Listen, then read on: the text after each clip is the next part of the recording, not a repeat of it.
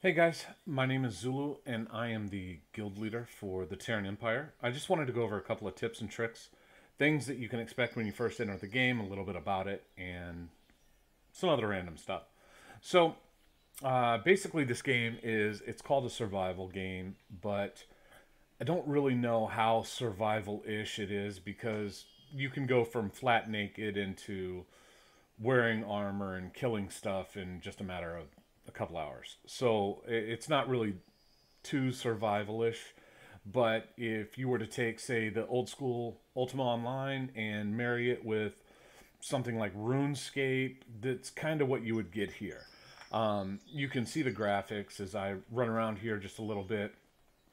When you first start out in the game, you're kind of naked, you got a torch, and you're going to get a bunch of starter quests. Those starter quests will actually help you with a lot of the questions that you have initially in this game.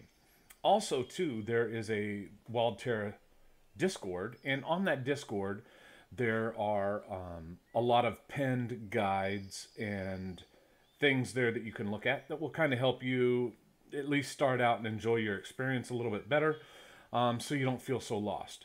Because in game, there's not a lot of help other than these like quests that you'll see over here. Let me see if I can get to a better area. Yeah, so the quests that you see over here, like this mirror carp, catch a carp, fir branches, bighorns, these are all quests that you can click on and you get certain rewards for them. Plus, it helps teach you a little bit about the game as you go along. When you start out on the starter island, it's going to have you do things like, build a campfire, make your first little hut, which is like a teepee, and you're going to get a little dominium plot, and that's going to be a small plot. You have small, medium, and large. Um, and it's not really too hard to upgrade to a medium. If you do all of the starter island quests, you'll probably leave that island with enough money so that you can go ahead and get a medium-sized plot and build on the mainland. So, what do you do once you get to the mainland? If you're kind of a solo player and you want to look at possibly just doing everything on your own, the moment you set down your plot on the mainland, you're going to get another series of quests. Those quests are going to be like building a well, making a crucible, making a bloomery, things like that. And if you follow those quest lines too, it's going to teach you the basic concept of how you craft things. And when you go into a crafting menu, let's say you go in, it's going to say, build a well. That's one of the very first thing that you get when you come into the game. So if you hit C or if you just come over here to craft and build, you'll get this little menu pop up. You can just type into the search bar here for something like well, click on the well, and it's going to tell you what you need. I need a shovel, I need masonry skill of 15, and then I need hewn stones, staves, clay, and small hides. So, you might ask yourself, well, how do I get hewn stones? It's really easy. If you just click on them, it's going to show what it takes. Hewn stones takes 2 stones. Well, how do I get stones? You can get stones from a boulder. So, and where do you find boulders? Boulders are the rocks that you hit with your hammer. And you'll be crafting the stone hammer, the stone pickaxe, and everything while you're on the starter island. So that's kind of how you can go through and do all of that. Another question that's often asked is leather. How is leather made? I've got a video that's actually on that. But in a nutshell, so if you're just looking at this for, how do I do certain things? Well, this is leather.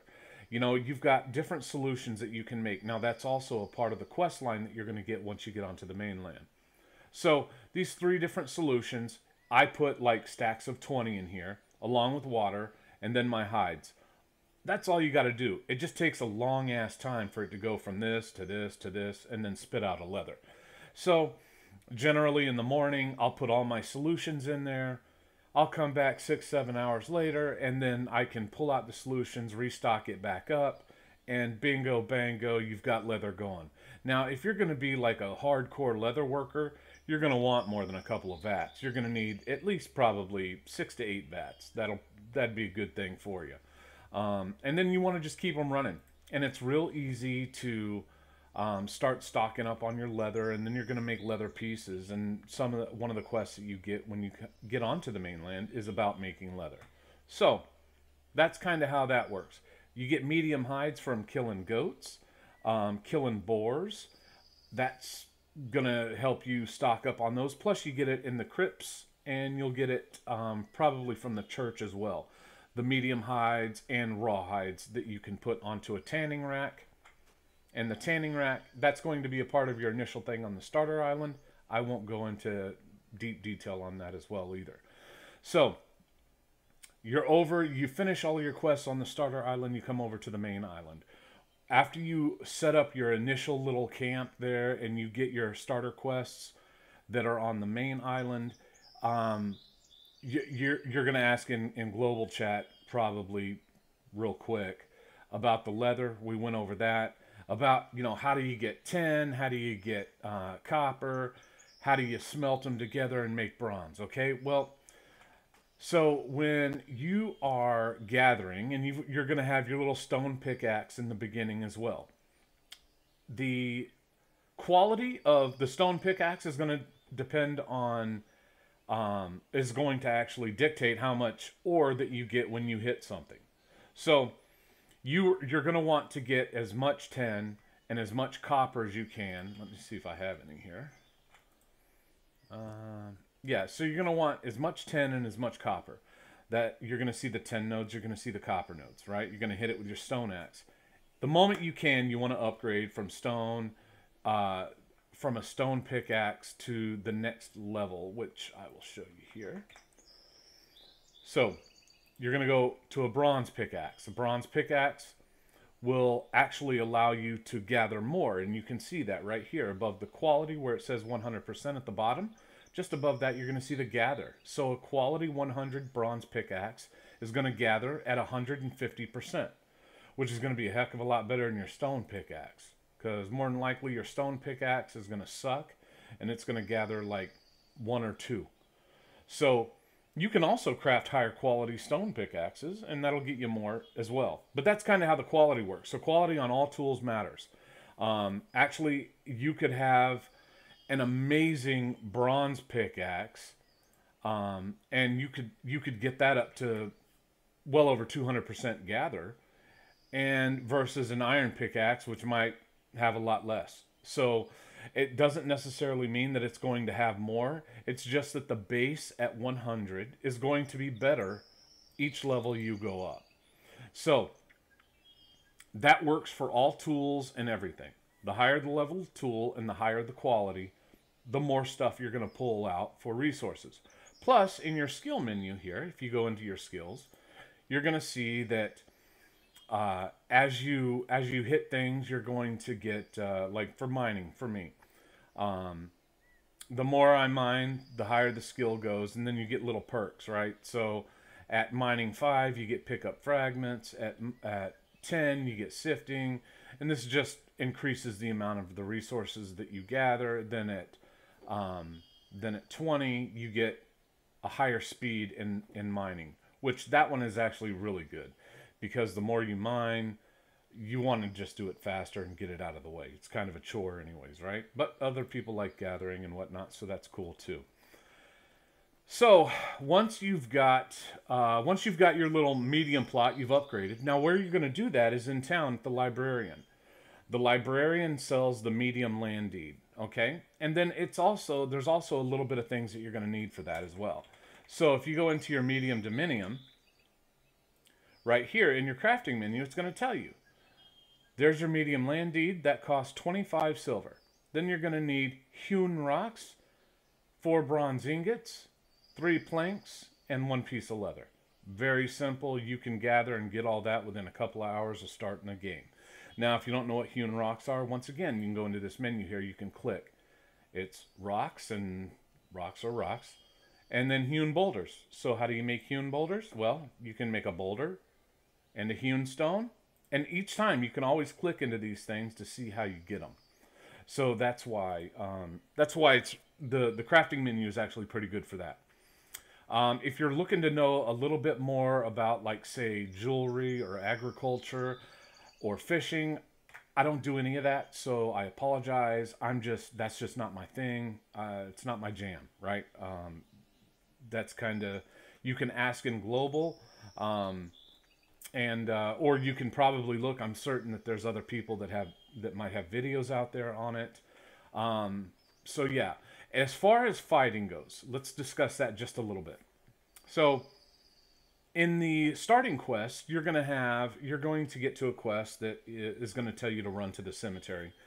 And once you run to that cemetery, then it's going to tell you to kill like some skeletons, then some restless skeletons, etc. All of that helps your skills level up initially. There's one of the quests though at the end that's going to tell you to kill a cultist. So if you are solo, you can kill that thing. I skipped it because well, I skipped it initially when the game just released.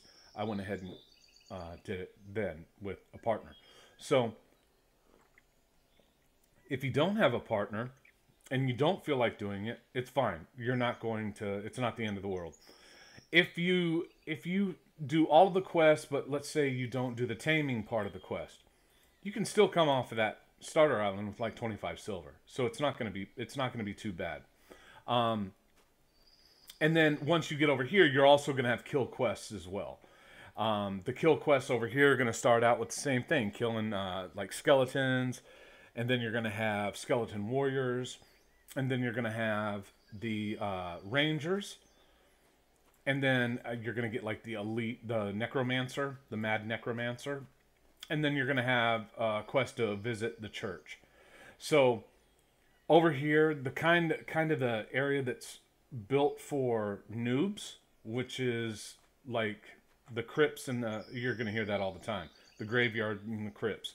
There's two crypts in the graveyard. One's kind of on the west side and one's kind of central. Once you go into that crypt, you own it. It's yours. You don't have to worry about, nobody can follow you in there. So if you're worried about getting player killed, then you don't need to worry because nobody can follow you in. You'll own it. That's yours completely. So you go in there and you get about, I think it's 5 different skeletons that are in there, and you can kill them at your leisure. You can take as much time as you need to kill them. And then there is a small treasure chest in there, and you'll get that treasure chest and you'll loot it, and you can leave the crypt at that moment. Now, when you leave that crypt, a countdown timer starts. So you've got 10 minutes until your next crypt run for that particular thing goes. And also, when you come out of the crypt, you are invulnerable for a period of, I think it's 10 seconds. So that's a good time. Once you get out, you just stand around, look, make sure that there's no player killers around or somebody looking to take the stuff or take your loot that you just got from the crypt. Mount up on your mount, whatever that may be, and then, haul booty outside if you want, and then go drop off your stuff, come back, rinse and repeat. But that's how people can get their initial loot. Like there might be ore that drops in that treasure chest. There might be some leather, some medicines or bandages or things like that. It's really good starting cash for everybody. So working on all these materials is paramount when you first start in this game. Now, if you're going to start out with some buddies and you're going to be in a guild, you're going to get introduced really quick to a lot of things very fast. So no big deal there, right? Now, some of the questions revolving around where you die, how you die. Will I die in this game? Do I lose all my stuff? Well, if you'll notice right up here where it shows where I'm riding, okay? There's no icons that are out to the right of that. So anybody can literally knock you down anywhere in this game. I can be out just flying around, having a good old time, and then somebody can come and just whack me. But if I'm not in an area that there's no icons here, then what'll happen is I just fall down to the ground, I get back up, no big deal.